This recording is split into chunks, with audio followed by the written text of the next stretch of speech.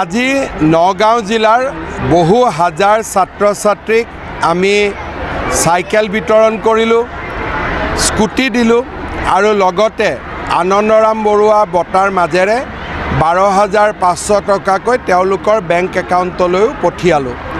সমগ্ৰ ৰাজ্যখনত এই বিকাশৰ 12 দিনে 20 লাখতকৈও অধিক লোকক উপকৃত কৰিব আৰু প্ৰতিখন জিলাতে আমাৰ মন্ত্ৰীসকল গৈছে, কৰবাত ময়ো গৈছোঁ আৰু আমি সকলোৱে লগ লাগি অসমৰ জনসাধাৰণৰ মাজত এটা উৎসাহ আৰু উদ্দীপনাৰ পৰিৱেশ এটা সৃষ্টি কৰিব খুজিছোঁ। নতুন বছৰটো যাতে সকলোৰে কাৰণে ভাল হয়, আমি এটা নতুন সংকল্পৰ পথেৰে আগুৱাই যাবলৈ প্ৰচেষ্টা কৰিছোঁ।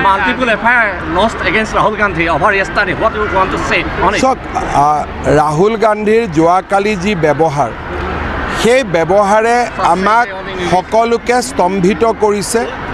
এজন এমপিয়ে এজন বয়োজ্যেষ্ঠ এমপিক ঠেলা মাৰা, নাগালেণ্ডৰ আমাৰ মহিলা সাংসদক শাৰীৰিকভাৱে অপদস্থ কৰা, এই যিবিলাক ঘটনা যোৱাকালি আমি শুনিছোঁ, সেইবিলাক নোহোৱা নোপোজা ঘটনা। আমি আমাৰ জীৱনত কেতিয়াও এনেকুৱা দেখাও নাছিলোঁ, শুনাও নাছিলোঁ।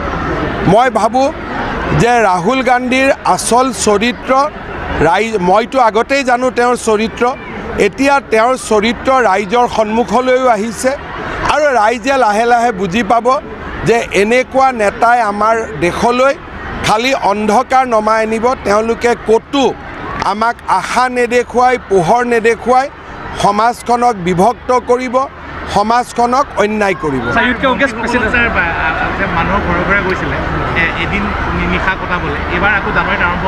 আমি এতিয়ালৈকে যিখিনি কৰি আছোঁ সেইখিনিয়ে কৈছোঁ, তাৰ পিছত দেখা যায়। তেওঁলোকে হিমাচলৰ পৰা অসমত উৎপাত কৰিব আহিছে, গতিকে জেলতে যাব লাগিছিল, কিন্তু তথাপিতো হোটেলত থৈ দিয়া হৈছে। বেলেগ ষ্টেটত হ'লেতো জেলত দি দিলেহেঁতেন, কিন্তু অসম মৰমীয়াল ৰাজ্যৰ কাৰণে হোটেলতে ৰাখি থোৱা হৈছে। ভূপেন বৰাই হওক, ৰিপুণ বৰাই হওক বা কংগ্ৰেছৰ যোনেই নহওক কিয়, তেওঁলোকে যোৱা কেইদিনমানৰ পৰা গুৱাহাটীত এটা গুলীচালনা হোৱাটো বিচাৰি আছে। কংগ্ৰেছৰ 2-3জন নেতাৰ মাজত কোনে ডাঙৰ নেতা হ'ব তাৰ প্ৰতিযোগিতা চলিছে আৰু সেই প্ৰতিযোগিতাখনত গুৱাহাটীৰ মানুহক তেওঁলোকে পণবন্দী কৰি আছে। কাৰণ ফায়াৰিং কৰাৰ পিছত সেই ফায়াৰিংটোতো কংগ্ৰেছৰ গাতো পৰিব পাৰে, বিজেপিৰ গাতো পৰিব পাৰে। যোৱাকালিৰ পৰা তেওঁলোকে চেষ্টা চলাইছে, অমুকত যাম, অমুক ভাঙিম, গেট ভাঙিম, কি কাৰণে নাজানো। আমিও কংগ্ৰেছ কৰিছোঁ, কেতিয়াও পলিটিকেল পাৰ্টি আন্দোলনকাৰী নহয়। পলিটিকেল পাৰ্টিৰ আন্দোলন হয় ইলেকশ্যনৰ বাকচত, আৰু যি কৰিব খোজে মন্ত্ৰী বিধায়ক হৈ পৰে।